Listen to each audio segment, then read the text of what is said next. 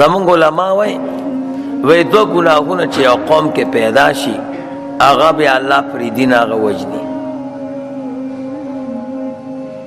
یو ته زنا وی الله دې بچ کی. زنا چې کله عام شوه نو بیا انتظار د الله د عذاب کوه.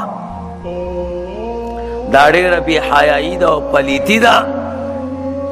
زناکار قوم په مسلمانانو کې الله نه پریدي، هلاکوي یې.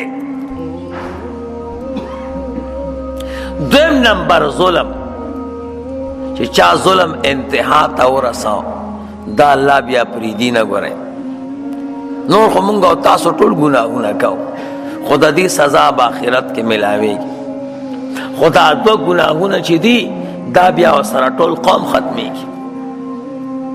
الله دې خیر کې زمونږ او ستاسو په زمانه کې زنا عام ده او ظلم عام ده. الله دې د عذاب نه بچ کې